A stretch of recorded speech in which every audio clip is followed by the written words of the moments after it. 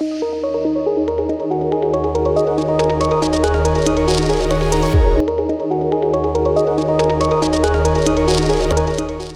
बच्चों, कैसे हैं आप सभी। उम्मीद करती हूँ आप सभी बहुत अच्छे से होंगे और खूब अच्छे से पढ़ाई भी कर रहे होंगे। बच्चों, क्या आप जानते हैं कि मैं कौन हूँ? जी हाँ बच्चों, मैं हूँ आपकी टीचर और मेरा नाम है मनीषा झा। बच्चों, हिंदी में हम क्या क्या पढ़ने वाले हैं, क्या क्या पढ़ेंगे? रोचक कहानियों के बारे में, संवाद के बारे में और कविताओं के बारे में। तो बच्चों, कक्षा की शुरुआत करते हैं। पाठ है तेनाली का उपहार। बच्चों, ये एक कहानी है। तेनालीराम विजयनगर के राजा कृष्णदेव राय के दरबार में विदूषक था। वह अक्सर हाजिर जवाबी से राजा का मनोरंजन किया करता था। एक दिन राजा तेनालीराम की किसी उत्तर से बहुत प्रसन्न हुए। बच्चों, तेनालीराम जो थे वो विजयनगर के राजा कृष्णदेव राय के दरबार में एक विदूषक थे। राजा तेनालीराम से बहुत ही ज्यादा प्रसन्न रहा करते थे, क्योंकि उनकी सूझबूझ, उनकी बुद्धिमत्ता, इन सभी ने राजा को बहुत खुश रखा हुआ था। उस दिन वे तेनालीराम से इतना प्रसन्न हुए कि वे कोई पुरस्कार या उपहार देकर तेनाली के प्रति अपनी प्रसन्नता को प्रकट करना चाहते थे। इसलिए उन्होंने तेनाली से कहा, तेनाली, मैं तुम्हारे उत्तर से बहुत प्रसन्न हूँ और तुम्हें उपहार स्वरूप राजधानी के उत्तर में स्थित एक नगर देता हूँ।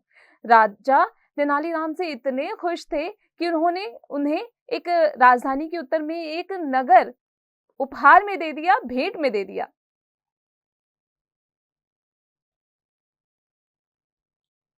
तेनाली ने खुशी खुशी राजा का उपहार स्वीकार कर लिया, लेकिन कई दिन गुजर जाने के बाद भी तेनाली को वह नगर सौंपने की कागजी कार्यवाही प्रारंभ नहीं हुई। राजा शायद स्वयं द्वारा ही की गई उस घोषणा को भूल गए थे। जब राजा ने काफी समय तक उस दिन की घोषणा की चर्चा नहीं की, तो तेनाली को पूरा विश्वास हो गया कि अवश्य ही राजा अपनी घोषणा को भूल चुके हैं। अब वह हमेशा इसी उधेड़बुन में रहता कि किस तरह राजा को अपनी घोषणा याद दिलाई जाए। इसके लिए तेनाली किसी उपयुक्त अवसर की तलाश में रहने लगा। राजा ने उपहार तो दे दिया, लेकिन जो कागजी कार्रवाई थी उस नगर की, वो रह गई थी। शायद राजा भूल गए थे और तेनाली तो ये इंतजार कर रहे थे कि कब उन्हें वो जो उपहार उन्हें नगर दिया गया है, वो उसकी कागजी कार्रवाई पूरी की जाए। लेकिन यहाँ राजा तो भूल ही चुके थे बिल्कुल।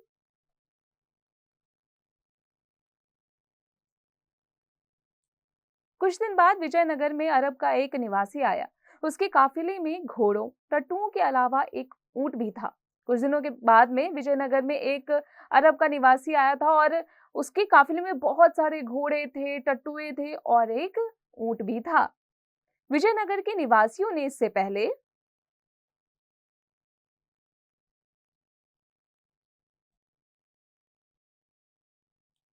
कभी ऊंट नहीं देखा था, अतः वे सभी ऊंट को देखने के लिए उसके शिविर में पहुंच गए।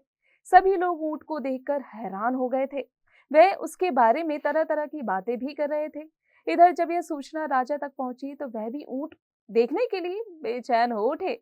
उन्होंने व्यापारी को ऊंट के साथ अपने राजमहल में बुलवाया। व्यापारी अपने ऊंट को लेकर राजमहल के प्रांगण में आ गया। उस समय तेनालीराम भी वहां पर थे। सभी दरबारी ऊंट की लंबी गर्दन और कुबड़ तथा पैरों के विषय में अपनी अपनी टिप्पणी करने लगे। यह देखकर राजा ने भी कहा, मुझे तो आश्चर्य है कि ईश्वर ने यह अजीब प्रकार का प्राणी बनाया ही क्यों है। उस ऊंट को देखकर, उसकी बनावट को देखकर सभी आपस में बातें कर रहे थे और राजा भी पीछे नहीं हटे। उन्होंने भी बुराई शुरू कर दी और उन्होंने कहना शुरू कर दिया कि मुझे समझ ही नहीं आता कि इस तरह के प्राणी को बनाना इतना जरूरी ही क्यों था, भगवान ने इसे बनाया ही क्यों।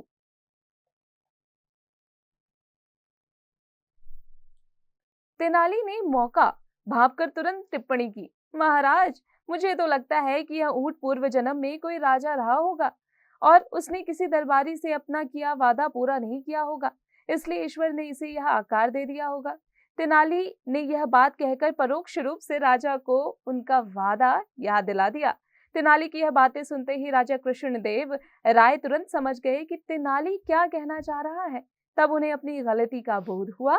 अपनी गलती को सुधारते हुए उन्होंने तुरंत तेनाली को वह नगर सौंपने का लिखित आदेश जारी कर दिया। तो देखा कैसे तेनालीराम ने अपनी बुद्धिमत्ता से राजा को अपना वचन भी याद दिला दिया और अपना उपहार भी ले लिया।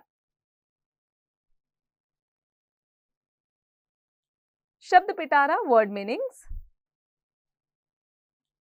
विदूषक विनोदपूर्ण बातें करके हंसाने वाला जेस्टर। पुरस्कार इनाम रिवॉर्ड। कार्यवाही काम की प्रक्रिया प्रोसीडिंग। अजीब अनोखा स्ट्रेंज। परोक्ष अप्रत्यक्ष सीक्रेटली। बोध एहसास फीलिंग।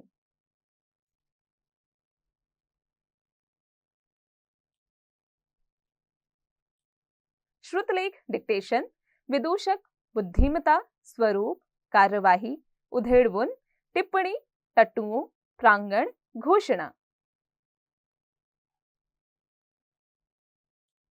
अभ्यास एक्सरसाइजेस। मौखिक ओरल।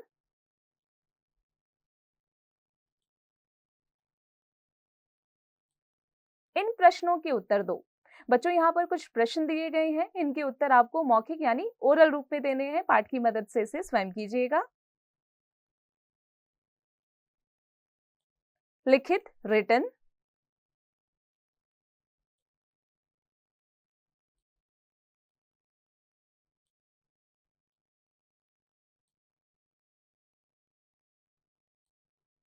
बच्चों यहाँ कुछ प्रश्न दिए गए हैं, इनके उत्तर आपको लिखित रूप में यानी रिटन में देना है। इसका अभ्यास आप स्वयं कीजिएगा पाठ की मदद से।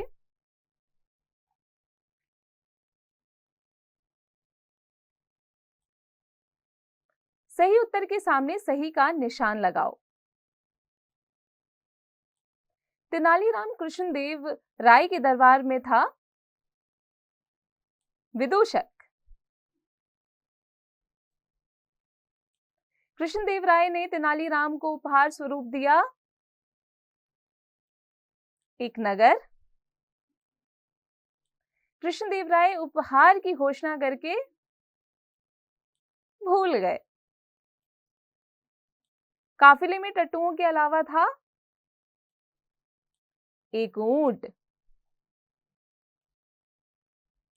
सही कथन पर सही तथा गलत कथन पर गलत का चिन्ह लगाइए। राजा तेनालीराम को पसंद नहीं करता था। गलत। राजा ने तेनालीराम को एक नगर देने की घोषणा की। सही।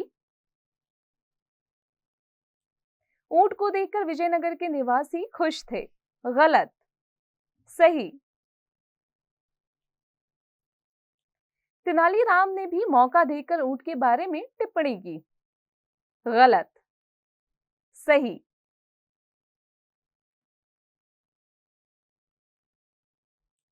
निम्नलिखित शब्दों के दो दो समान अर्थ वाले पर्यायवाची शब्द लिखिए।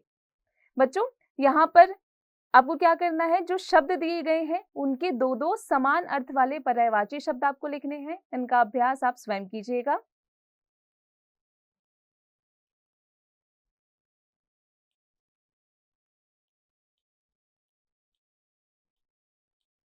बच्चों आप कक्षा में आगे बढ़ते हैं।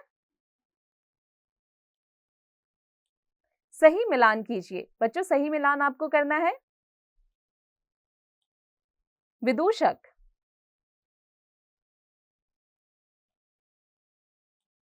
विनोदपूर्ण बातें करके हंसाने वाला। पुरस्कार इनाम। कार्यवाही प्रक्रिया। अजीब अनोखा। परोक्ष जो सामने ना हो। भाषा ज्ञान लैंग्वेज नॉलेज। दिए गए शब्दों के लिंग बदलिए। बेटी बेटा। वीर डरपोक। बच्चों इसी प्रकार आगे का अभ्यास स्वयं कीजिएगा। दिए गए शब्दों को संबंधित शब्द से मिलाइए। नोटों की गड्डी। सेना की टुकड़ी। मधुमक्खियों का छत्ता। लकड़ियों का गट्ठर। फूलों का गुलदस्ता। आलोचनात्मक सोच, क्रिटिकल थिंकिंग। इस कहानी से आपको क्या शिक्षा मिलती है? बच्चों अब आ जाते हैं समूह कार्य यानी ग्रुप डिस्कशन पर। क्या आपने भी कभी कोई वादा किया है जिसे आप पूरा करना भूल गए? अपने भाई बहन के साथ चर्चा कीजिए। बच्चों, क्या आपने भी कभी किसी से कोई वादा किया था, अपने भाई से, अपने बहनों से, अपने मित्र से, और उसके बाद आप वादा करके भूल गए थे? इसकी चर्चा कीजिए अपने भाई बहनों के साथ में, अपने सहपाठियों के साथ में। रचनात्मक गतिविधि। नीचे लिखे अशुद्ध शब्दों को शुद्ध करके लिखिए। बच्चों, यहाँ कुछ अशुद्ध शब्द दिए गए हैं, उन्हें आपको शुद्ध करके लिखना है। बच्चों, इसका अभ्यास आप स्वयं कीजिएगा। बच्चों, पाठ है केवल पठन हेतु खरगोश की पूंछ।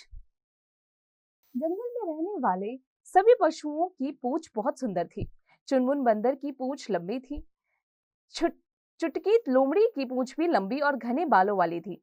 चंपत चीते की भी धारीदार, लंबी व सुंदर पूंछ थी। बंकू खरगोश चाहता था कि उसकी पूंछ लंबी हो। बच्चों, जंगल में जितने भी पशु थे उनकी पूंछ काफी सुंदर थी। फिर चाहे वो चुनमुन बंदर हो, चुटकी लोमड़ी हो, चंपत चीता हो, सभी की पूंछ काफी सुंदर धारीदार थी। ऐसा ही बंकू खरगोश जो था वो भी चाहता था।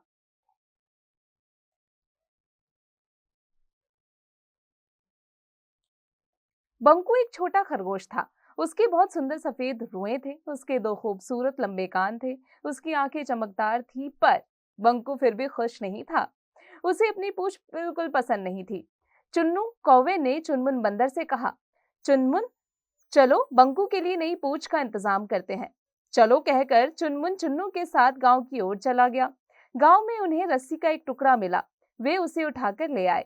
बच्चों, जो खरगोश था वो बहुत सुंदर था। उसकी सफेद रोए थी, काफी सुंदर लंबे कान थे, लेकिन उसे भी लंबी पूंछ चाहिए थी और सुंदर पूंछ चाहिए थी। उन्होंने उसे बंकू की पूंछ में बांध दिया। अब बंकू बहुत खुश था।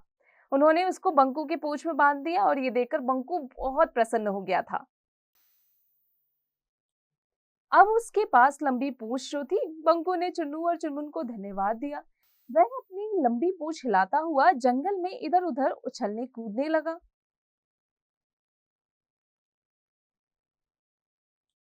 ओह, ये क्या हुआ? मेरी पूंछ कहाँ फंस गई? बंकू ने दर्द से चीखते हुए पीछे देखा। बंकू की पूंछ झाड़ियों में उलझ गई थी। उसे समझ में नहीं आ रहा था वह क्या करे। वह रोने लगा। वहीं पास में मिंटू चूहा रहता था। उसने बंकू के रोने की आवाज सुनी। वह बिल से बाहर आया। बंकू की पूंछ झाड़ियों में फंसी देख मिंटू चूहे ने रस्सी कुतर दी। अब बंकू समझ गया कि उसकी छोटी पूंछ ही सबसे अच्छी है। बंकू खरगोश को जब परेशानी हुई लंबी पूंछ के साथ में, जब वो जंगल की झाड़ियों में फंस गया था, तब उसे समझ में आया कि मेरी छोटी सी प्यारी सी पूंछ ही मेरे लिए सब कुछ है। बच्चों, उम्मीद है आपको कक्षा में पढ़ाई गई हर एक बात अच्छे से समझ में आ गई होगी। अब आप इसका अभ्यास निरंतर करते रहिएगा।